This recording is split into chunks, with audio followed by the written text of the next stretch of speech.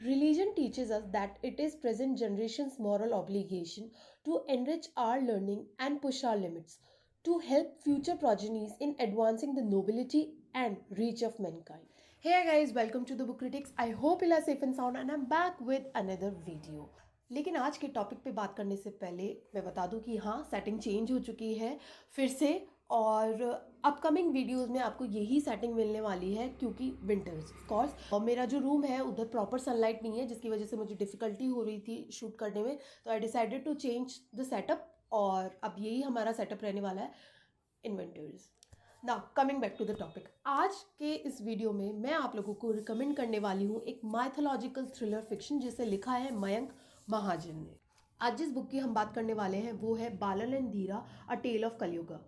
अगर मैं इस बुक को वन लाइन में सम अप करूं तो मैं इतना ही बोलूंगी कि जब जब इस दुनिया पे अधर्म हावी हुआ है तब तब धर्म की पुनः स्थापना करने के लिए एक मसीहा ने जन्म लिया है। इस बुक की क्या स्टोरी है, मेरे क्या व्यूज़ है इस बुक को लेके, वो सब जानने के लिए आप प्लीज़ इस वीडियो को एंड तक देखें। और अगर आप मेरे चैनल पे न्यू है तो do not forget to subscribe. Balan and Dheera की कहानी की शुरुआत होती है इंडिया के कैपिटल दिल्ली से, जहाँ पर लोग अपनी लाइफ में बिजी है, जहाँ किसी से कोई लेना देना नहीं है। वहीं उसी दिल्ली में हो जाता है एक 27 साल के अजय का मर्डर की इन्वेस्टिगेशन हाथ लगती है हमारे इंस्पेक्टर सत्या की। अजय का मर्डर इतनी ब्रुचुअलिटी से होता है कि पुलिस ऑफिसर भी डेड बॉडी को देख के शॉक में होते हैं। Initial investigation and forensic reports में पता चलता है कि जो डेड बॉडी है उसमें से C2 वर्टेब्रा गायब है और साथ ही उसकी टंग पर लेटर B इम्प्रिंट है। जब पुलिस फर्स्ट केस की तहकीकात कर रही होती है तभी एक और मर्डर हो जाता है, वो भी उसी तरीके से जैसा कि फर्स्ट मर्डर होता है। पुलिस फर्स्ट और सेकंड मर्डर के बीच में लिंक बैठाने की कोशिश कर रही होती है लेकिन उनके हाथ में कुछ नहीं लगता है, और इतने में ही इंस्पेक्टर सत्या के जर्नलिस्ट फ्रेंड अनंत उन्हें एक और मर्डर के बारे में बताते हैं जो उत्तर प्रदेश की सिटी लखनऊ में होता है। उस मर्डर का मेथड भी बिल्कुल वैसा ही होता है जैसा कि फर्स्ट 2 मर्डर्स का होता है।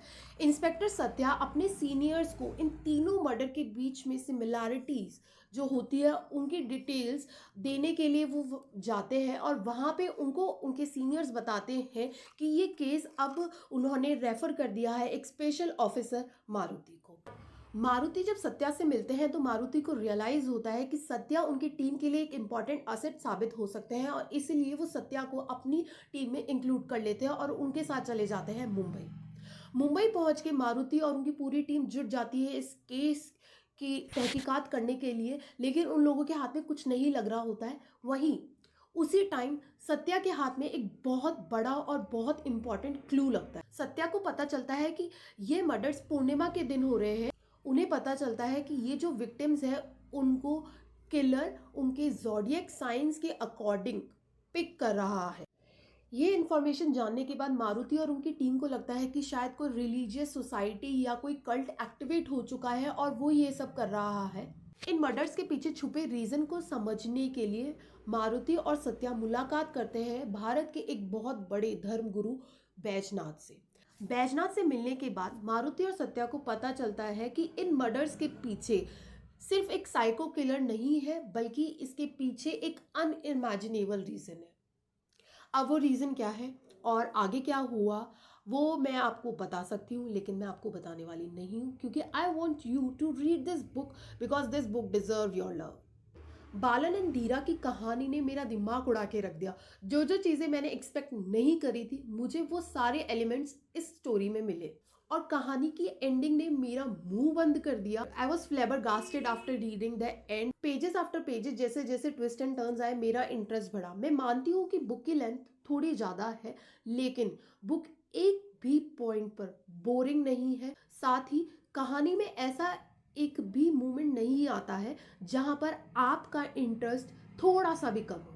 ऑथर ने बुक को थर्ड पर्सन पर्सपेक्टिव से लिखा है, और ये थर्ड पर्सन नैरेटिव आपको हेल्प करेगा स्टोरी को और अच्छे से समझने में, साथ ही बिल्ड करेगा कैरेक्टर्स के साथ एक कनेक्शन। स्टोरी में जितने भी फाइटिंग सीन्स दिखाए गए हैं वो सब लाजवाब हैं और एकदम रियलिस्टिक लगते हैं। ऐसा एक भी सीन नहीं था जो आपको अनइमेजिनेबल या इम्पॉसिबल लगे। ऑथर ने कैरेक्टर्स पे बहुत अच्छा काम किया है। हर एक कैरेक्टर पे रिक्वायरमेंट के अकॉर्डिंग फोकस किया गया है और कैरेक्टर्स को बहुत अच्छे से डेवलप किया गया है। साथ ही ऑथर ने जहाँ ज़रूरत थी वहाँ पर कैरेक्टर्स को टाइमली ड्रॉप भी कर दिया है। मैंने काफ़ी ऐसी बुक्स पढ़ी है जहाँ पे कैरेक्टर्स को अननेसेसरीली एंडिंग तक खींचा जाता है जो बुक को बोरिंग बना देती है, लेकिन मयंक महाजन की बालन एंड धीरा के केस में ऐसा नहीं हुआ है। जहाँ ज़रूरत थी ऑथर ने कैरेक्टर्स को ड्रॉप किया है, साथ ही नए कैरेक्टर्स को विद प्रॉपर इंट्रो स्टोरी के अंदर इंक्लूड किया है। बालन एंड धीरा की कहानी from the first page till the last page बहुत ही ज़्यादा इंटरेस्टिंग है, और जैसे मैंने पहले बोला, हर एक पेज पे आपको एक नया ट्विस्ट पढ़ने को मिलेगा। लेकिन बालन एंड धीरा की कहानी डिमांड करती है आपके 100% फोकस की। तो इसीलिए जब भी आप इस बुक को पढ़ें तो कोशिश कीजिए कि आप इसको मिनिमम सेटिंग्स में फिनिश करें, और साथ ही अपना मोबाइल फ़ोन स्विच ऑफ करके इसे पढ़ें, तभी आप इस बुक को ज़्यादा अच्छी तरह से इंजॉय कर पाएंगे। बालन एंड धीरा की कहानी खत्म होती है एक बहुत ही इंपॉर्टेंट मैसेज के साथ। We as a human have become so much selfish कि मतलब हमें किसी और के बारे में कुछ दिखता ही नहीं है। हम सिर्फ और सिर्फ अपने स्वार्थ के बारे में सोचते हैं, हमें सिर्फ अपनी हेल्थ, अपनी सेफ्टी की पड़ी है। हम इनफैक्ट अपने ब्लड रिलेटिव्स के बारे में भी बहुत बाद में सोचते हैं, और यही हमारी जो हैबिट है ये हमें डूम्सडे की तरफ लेके जा रही है।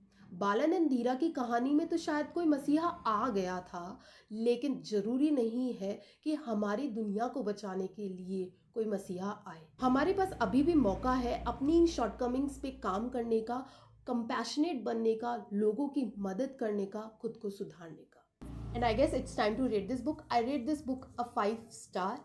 आप लोग बालन एंड धीरा की कहानी को पढ़ सकते हैं by buying the book of Mayank Mahajan with the help of link given in the description box. So that's it for today guys. I hope you like this video, and अगर आपके पास चैनल को लेके कोई भी सजेशन है तो आप वो कमेंट करके मुझे बता सकते हैं, और अगर आप इस बुक को पढ़ें तो अपने व्यूज़ मेरे साथ शेयर करना ना भूलिए। आप मुझसे कनेक्ट कर सकते हैं मेरी ईमेल आईडी पर मेल करके, या फिर मुझे मैसेज करके मेरे Instagram account the book critics पर। I will see you soon. Till then, take care. Bye.